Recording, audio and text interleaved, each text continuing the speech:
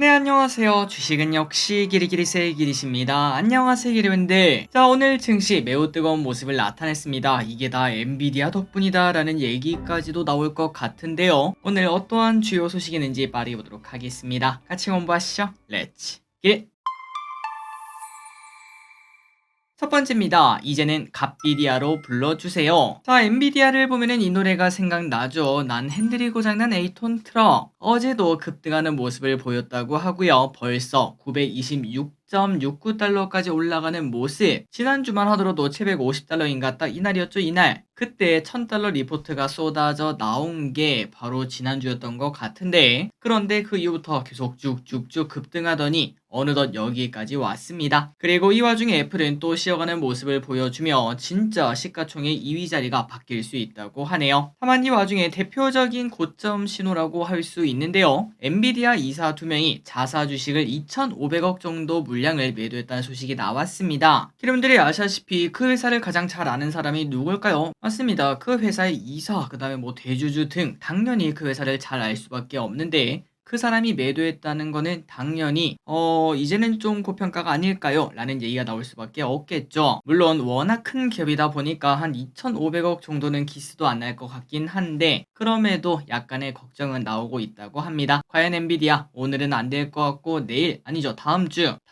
1,000달러를 찍을 수 있을지 우리 같이 확인해 보도록 하겠습니다. 다음입니다. 금리 인하 곧. 파월이 또다시 금리 인하를 시사하는 말을 했습니다. 당연히 증시는 호재로 작용했는데요. 어제 파월은 인플레이션 2%만 온다는 확신이 생기면은 긴축 완화가 적절하다, 이렇게 언급을 했네요. 그래서 채권은 왼쪽에 보다시피 다시 하락 추세로 접어드는 모습이고, 지금 10년물은 4.09까지 하락했다고 합니다. 그리고 이 와중에 유럽에서도 6월 금리 인하 가능성을 꺼냈다고 하는데요. 인플레이션 목표를 향해 진전을 이루고 있다고 자신감을 보였다고 합니다. 그렇다면 이제 곧 금리 인하가 올 텐데 뉴스의 파라라가 나타날지 아니면 올해는 쭉쭉 뜨거울지 그것도 관심 있게 봐야겠네요. 다음입니다. 애플 언제까지 힘들 거니? 작년까지만 하더라도 시가총액 1위였던 애플, 그런데 이제는 3위로 밀려나게 생겼고요. 거기에는 물론 여러 가지 사건 사고가 있긴 했습니다. 일단 애플카 실패 소식, 그 다음에 유럽의 과징금 소식, 게다가 이틀 전에는 중국에서 아이폰이 판매가 안 되고 있다라는 소식까지 나왔죠. 그런데 이것뿐만이 아닙니다. 원래 예전부터 이러한 리스크가 계속 있었는데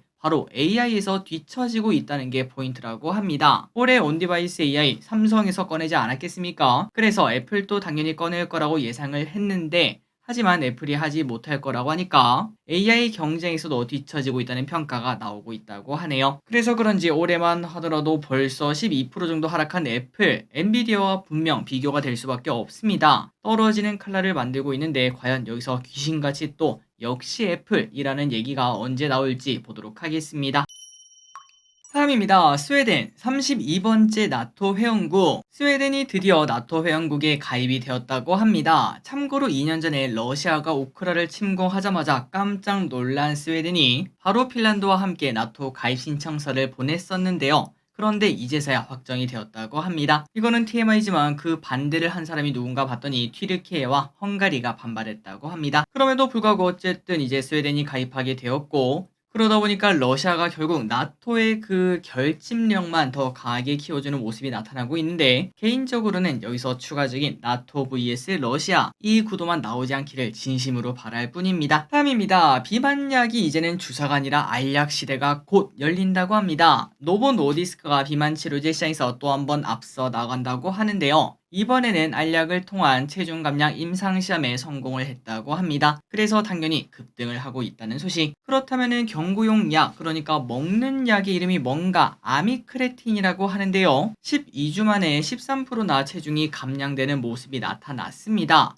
이는 당연히 뛰어난 수치고요. 그래서 이게 정상적으로 다 흘러간다면은 26년, 2년 뒤쯤 출시가 될 것으로 보인다고 합니다. 그래서 이러한 소식이 나오자 일라이릴리, 그 다음에 바이킹 테라퓨틱스, 암젠, 다른 비만약 관련주들은 약한 모습을 나타낼 수밖에 없었다고 하는데, 과연 이 약이 딱딱딱 개발되어서 한 2년 뒤에는 우리가 먹는 약을 만나볼 수 있을지 보도록 하겠습니다. 다음입니다. 반값 전기차를 공개합니다. 무슨 치킨도 아니고 전기차가 반값이 되는 세상이 다가오고 있는데요. 어제 리비아는 보급형 전기차 제품을 공개하며 13%나 급등하는 모습 나타냈다고 합니다. 자, 원래 리비안 차량은 좀 비싼 편이죠. 왼쪽에 보이는 이 차량은 대략 8에서 9천만 원 그 정도 수준인데 이번에 공개한 차량은 6천만 원 수준이라 경쟁력 있는 가격이다 이러한 얘기가 나온다고 하네요. 그래서 주가는 상승했지만 당장 나오는 게 아니라 26년 출시라서 시간이 좀 남긴 했습니다. 어쨌든 어제 리비안은 좋은 모습을 나타냈는데 그런데 차트를 보면 좀 암울합니다. 리비안도 그렇고 테슬라도 그렇고 떨어지는 칼날을 보여주고 있기 때문에 걱정은 계속 나올 수밖에 없다고 하네요. 다음입니다. 전기차 되사가셈. 렌터카 업체들의 사업 구조는 생각보다 단순합니다. 일단은 완성차 업계에서 차를 사온 다음에요. 그리고 그거를 우리한테 빌려주면서 돈을 벌죠. 그렇다면 그 다음에 이제 좀 지난 차들은 어떡하는가? 당연히 그거를 다시 중고차 시장에 팔아서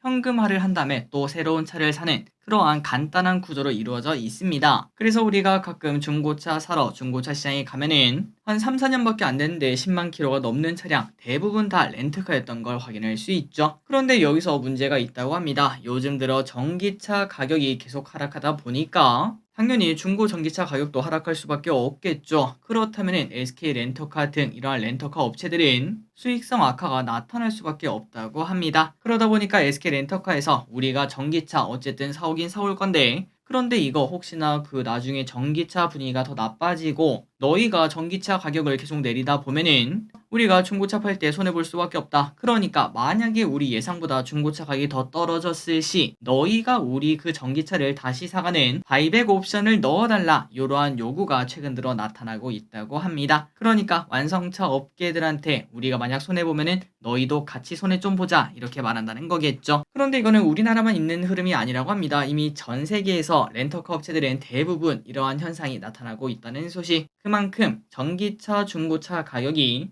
생각보다 더 떨어질 수도 있을 듯 합니다. 다음입니다. 이 소식도 이어서 보도록 할게요. 헌차 주면은 새차 할인해드림. 현대차가 중고 전기차 매입을 시작한다고 합니다. 신형 전기차를 구입할 때 기존 차량에 대해서 보상 판매를 하는 트레이드인 제도를 도입한다는 소식인데요. 우리가 요즘 들어 스마트폰 살 때 뭐 내 폰을 다시 맡기면 얼마 할인해주고 그런 거 본 적 있지 않겠습니까? 그런 거랑 비슷하다고 볼 수 있는데 그래서 어떻게 해야 되는가? 보상 판매를 원하는 소비자는 신차 출고 15일 전에 현대차 혹은 제네시스 인증 중고차 사이트에서 내가 가진 차량을 매각을 해야 된다고 합니다. 그래서 이렇게 판매하면 매각 대금의 최대 2%까지 보상금을 받을 수 있고요. 그러니까 제가 1,000만 원에 매각을 했다면 거기서 20만 원을 또 받을 수 있고 또한 새로 구매하는 차량을 50만 원까지 할인 또 받을 수 있다는 소식. 그러니까 중고차 가격만 맞으면 당연히 우리가 다른 곳에다 그 차를 파는 게 아니라 현대차 이쪽에 파는 게 조금 더 이득일 수 있을 듯 합니다. 아니 길이 근데 나는 지금 내연기관차 타고 있는데 그것도 되나?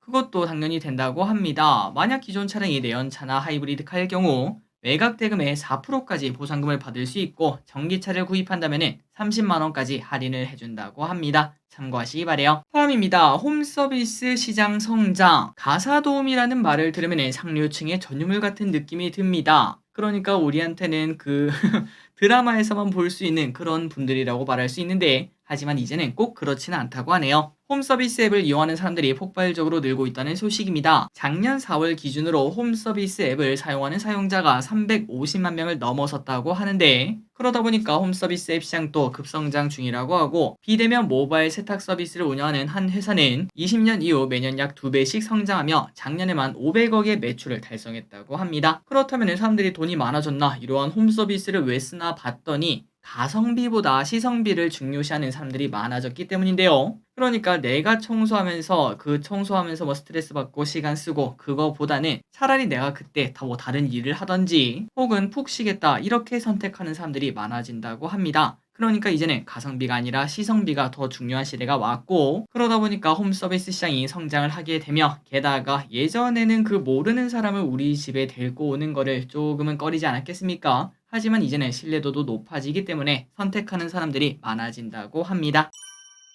다음입니다. 이제 호텔에서 일회용품 제공 불가. 오는 3월 29일부터 호텔에서 일회용품을 무상으로 제공할 수 없다고 하는데요. 이는 당연히 자원 절약과 재활용 촉진 때문에 그렇습니다. 객실이 50실 이상인 숙박업소는 이제 일회용 사용을 억제해야 되고 이를 무상으로 제공하면은 300만 원의 과태료를 맞을 수 있다고 합니다. 그래서 이제는 일회용 어메니티 대신 대용량의 디스펜서를 비치하는 등의 조치를 취하는 곳이 늘어날 것이라고 하는데, 혹시나 우리가 뭐 호텔이라든지 아니면 숙박시설을 갔는데 일회용품이 없다고 당황하지 마시고 지난번에 바뀌었지 이렇게 생각하시면 될 것 같네요. 다음입니다. 디스플레이 1등 탈환 노력. 한국 디스플레이 시장은 중국의 1위 자리를 뺏기고 어려운 시간을 보내고 있습니다. LG 디플의 주가만 봐도 느낌이 오죠. 그렇다면 지금 얼마나 차이가 나나 봤더니 2022년 중국은 디스플레이 점유율 65%, 한국은 12%를 차지하고 있기 때문에 엄청나게 큰 차이가 나고 있습니다. 생각보다 격차가 심한 모습을 확인할 수 있는데, 그런데 OLED 시장만큼은 한국이 55%를 차지하며 여전히 1등을 하고 있다는 소식. 그래서 이제 앞으로 OLED 위주로 디스플레이 시장이 재편이 된다면은 한국이 1위에 갈 수 있는 가능성도 분명히 있다. 물론 나중에는 중국한테 따라잡히겠지만 일단 단기간 1등은 충분히 노릴 수 있다. 이런 얘기가 나오고 있다고 하는데요. 새로 취임한 한국 디스플레이 협회장은 2027년까지 디스플레이 1위 자리를 되찾아오겠다. 이러한 목표를 밝혔다고 합니다. 다만 또 이 와중에 중국의 OLED 기술력도 올라오고 있어서 현재는 한 1년에서 1년 반 정도의 격차를 가지고 있다고 하는데, 이거를 최소한 따라잡히지 않기 위해서 매우 노력을 해야 될 것 같습니다. 그래서 나중에는 LG 디플이 막 몇 배씩 올라가는 그런 모습 나타났으면 좋겠네요. 다음입니다. 브로드컴 실적 발표가 나왔는데 최근 반도체가 대세죠. 이 와중에 브로드컴의 실적 발표가 있었습니다. 실적은 당연히 양호하게 나왔지만 시간에서 3% 넘게 빠지는 모습이 나타났다고 합니다. 그렇다면 브로드컴 실적이 잘 나왔는데 흔들린 이유가 뭔가 봤더니 AI 쪽에서는 당연히 엄청난 기대감이 나오고 있지만, 그런데 통신 등 일부 분야에서 여전히 약한 모습을 보여준다고 하네요. 오늘 저녁 브로드컴 주가가 매우 중요할 듯합니다. 전체적인 반도체 흐름에 어떤 영향을 줄지도 체크해보도록 하겠습니다. 다음입니다. 천연가스 ETN. 조기 청산 위기에 시달리고 있다는 소식입니다. 따뜻한 날씨가 이어지며 천연가스 수요가 감소할 수밖에 없을 듯한데요. 그러다 보니까 천연가스 가격, 수요가 없으니까 가격이 하락할 수밖에 없고, 이러한 기초자산 가격이 하락하다 보면은 당연히 천연가스 ETN도 떨어질 수밖에 없는 거 알고 계실 거라고 생각합니다. 그런데 이게 좀 너무 많이 떨어지다 보니까 미래세과 메리츠의 ETN은 이어진 가격 하락으로 조기 청산 사유까지 발생하고 있다고 합니다. 참고로 종가 기준 증권당 지표 가치가 1,000원 미만에 해당하면 조기 청산이 될 수 있는데, 현재 국내 상장 ETN 중 3개 상품이 2,000원 미만이라고 하니까 이러한 ETN들은 관심 있게 볼 필요가 있겠네요. 한편 천연가스는 어떻게 될까 한번 생각을 해봤는데, 가스 업체들은 공급 과잉을 우려해 생산량을 줄이고 있긴 한데 쉽게 가격 상승이 나타나지는 않을 것으로 현재까지 보인다고 합니다. 다음입니다. 간호사, 이제부터 의사 업무까지. 장기화되면 될수록 의사는 잃는 게 많아지는 분위기입니다. 이번에는 간호사가 의료 공백을 막기 위해 이때까지 의사만 할 수 있었던 업무를 일부 하게 된다고 합니다. 그리고 정부에서는 의료 공백이 나타나면서 자금이 좀 들어가지 않겠습니까? 1,200억 규모의 예비비도 빠르게 집행하고 있다고 하는데, 다만 의사 쪽에서는 당연히 더 강하게 나가는 모습입니다. 전공의들에게 3개월 의사 면허 정지를 때리고 있는 정부를 향해 의대 교수들은 집단 행동을 예고하고 있다고 합니다.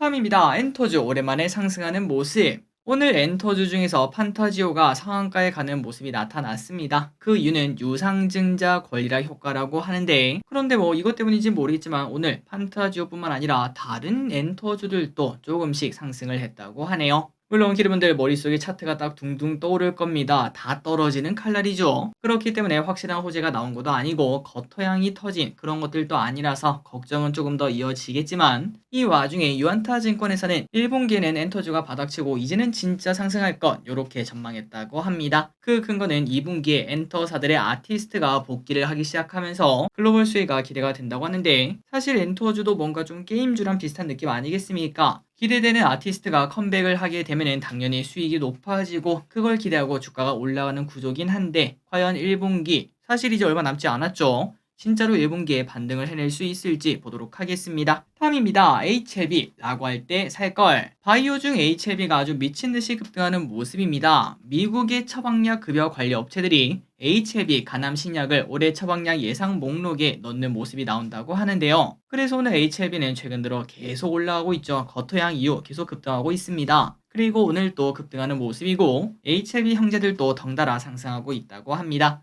참고로 지금 현재 코스닥 순위는 HLB가 시가총액 3위인데 알테오젠으로부터 지키는 모습 보였다고 하네요. 그리고 리보세라니 병역요법은 확실히 기대감이 있다고 합니다. 글로벌 3상을 통해 최장의 황자 생존 기간 22.1개월을 입증을 했기 때문에 기대감이 커지고 있다고 하네요. 참고로 대조군은 15개월 정도 수준이다 보니까 22.1개월은 분명 의미가 있는 숫자라고 합니다. 다음입니다. LG의 스타트업 투자. LG는 2022년 스타트업 흉AI에 투자를 진행했었는데요. 이 기업이 뭐하는 기업인가 봤더니 목소리와 표정으로 건강 상태를 확인하는 기술을 가지고 있다고 합니다. 그리고 현재는 미국 내 2천여 곳에 납품하며 큰 폭으로 성장 중이라고 하네요. 실제로 설립 2년 만에 회사 몸값이 5억 달러가 되는 등 크게 성장하고 있고 LG의 눈이 맞았다라는 얘기가 나온다고 합니다. 또한 LG는 이 같은 방식으로 여러 AI 스타트업에 투자를 하고 있다고 합니다. 성장성 있는 스타트업을 통째로 사는 것보다는 잘 되는 스타트업에 추가적으로 투자하며 기술 확보 전략을 펼치고 있다고 합니다. 앞으로 LG도 AI 시대에 맞춰서 크게 성장했으면 좋겠습니다. 마지막 소식입니다. 미국 전력 부족 위기. AI 산업 성장으로 필요 전력이 늘어나고 있는 중인데요. 여기에 관련된 이야기 일론 머스크가 얘기했던 거 기억나시죠? 그 이후에 지속적으로 이제 전력 관련주가 좋은 모습을 나타내고 있습니다. 그래서 이런 걸 봤을 때 항상 겉토양 터졌을 때는 꼭 공부를 해보자라는 이야기가 이것 때문에 나온다고 볼 수 있겠죠.